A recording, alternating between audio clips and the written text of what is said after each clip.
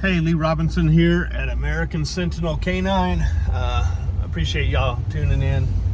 Just a couple of quick thoughts that I wanted to share, and that's about people staying in their lane. I think it's important that we hold on to the idea that our teachers should be people that can do or explain what we cannot do or explain. All right, nobody knows everything.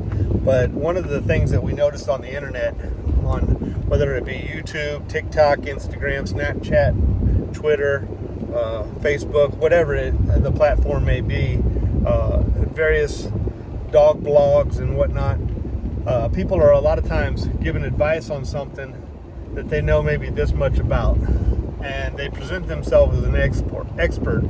And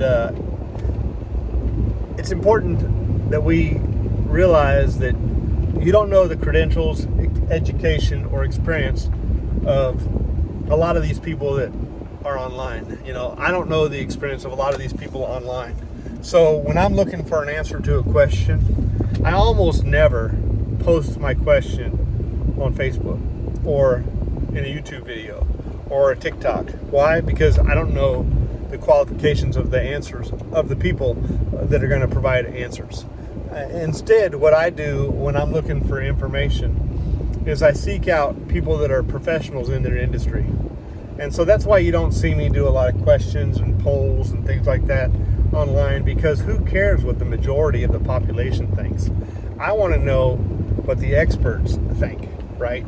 So, for example, recently, there's a number of situations. For example, recently I saw a guy saying that his dog's not expendable, that a protection dog should not be expendable, saying that if my dog gets into a fight, I'm going to be there fighting with him because he's not expendable. Well, that may be the case when he is there.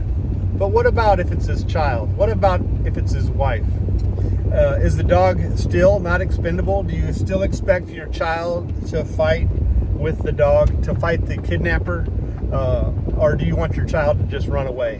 Do you still expect your wife to fight the mugger or the rapist or the ex-boyfriend who has vengeance on his mind because she's left him and partnered up with you? Or would you rather she just get away and survive another day? And in those type of situations, this is where a protection dog is expendable. Not necessarily in every situation. Not when the dog has backup by an able-bodied human that's part of the team or the family. But when that dog has to work alone, the question becomes, can it? Can it work alone? And a lot of people will try to convince you that a dog that bites the weapon hand is a tactical fighter, when if you get more experience, a lot of times you'll find those dogs are actually on the edge of running out of the combat situation, because a lot of times they're coming off the bite because they're in stress and their commitment's not 100% there. Now, I'm not going to say that's true for all situations, because there may be exceptions to that, but normally that's what's going on. And when you get experience, you begin to see that a lot of the things that these people are marketing as good are actually not so good. It's actually a way for them to justify the holes that they have in their dogs to the people that don't have the knowledge and experience to understand what's really going on. So yes, is a dog expendable? Well, in an ideal world, no, it's not. But when you have an unideal situation come along, like the other day I just posted, actually this morning I posted a woman that had some people say, here you go. Some people say never, ever, ever hit a woman. And for the most part, we agree.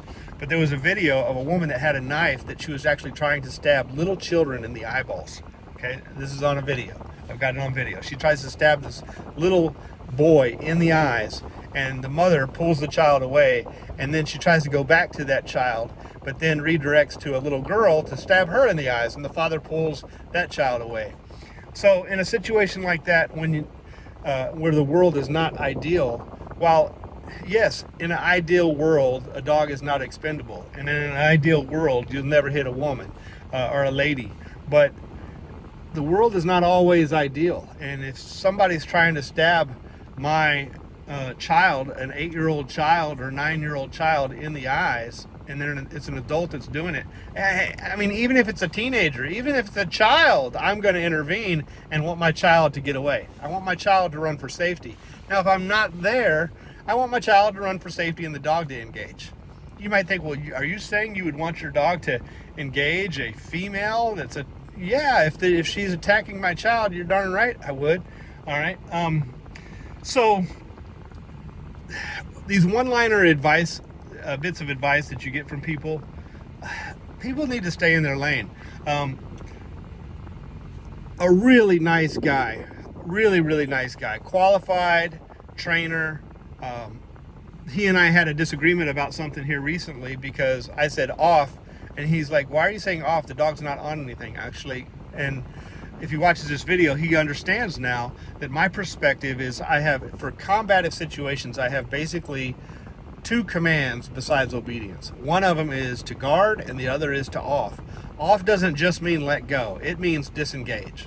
If you're on a bite, you disengage. If you're not on the bite, but you're being aggressive, disengage. Why? Because there may be times that I just want the dog to turn off. Let's say I'm walking at an ATM machine and I've got money and the dog's gotten aggressive because somebody's come up behind me. Well, that's kind of good. But once the person is not doing anything and I can tell that it's not a threat, I want to tell the dog to just chill out and be off, right? To not be aggressive. That's an ideal situation. Somebody might say they want to maintain a little bit about that, but if you have a dog that's that sharp, it's already going to be maintained. You don't a lot of times have to turn those dogs on. But you may have to turn them on and off. So you may have to turn them off. And if you do have to turn them on, they should be able to turn on just with a command. So all I need is 2 commands for guard, on and off. And so my on command is guard for legal reasons. I want to use a defensive mindset word. And then my off command is off, which simply means if you're in a bite, let go. But if you're not in a bite, chill out. All right. So there are different approaches. There's nothing wrong with knowing a little bit, but we need to be careful about speaking as if we're an authority on a subject that we are not an authority on. On that note, let's look at myself. E-collars. I've never really used them. I have them. I've used it a little bit, but I'm certainly not an expert of them.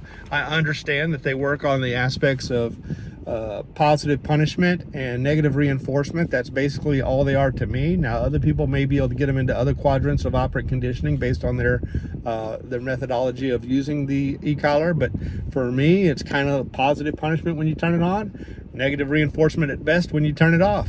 And because of that and my limited understanding and application of the e-collars, I don't make videos about how to use an e-collar. There's other people that are more versed than me on how to use an e-collar.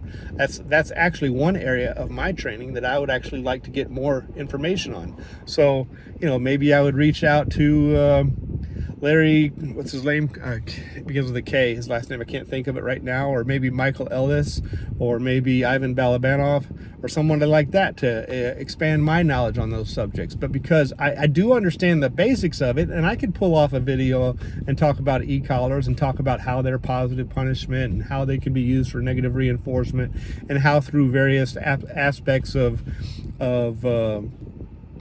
training you could actually possibly get into the other quadrants of using those or the e-collar for other areas depending on the conditioning and whatnot that's been done. I could make a video about that, but I would not be authentic on. It's not my area of expertise. Leave the areas that you don't know up to the experts. And if we do that, the community itself as an entirety will be better off, because then we'll have more expert information and less fake it till you make it. I don't like the fake it till you make it mentality. That's how people build houses and then have foundation problems within the first 5 years. All right, y'all take care and have a blessed day. See you around.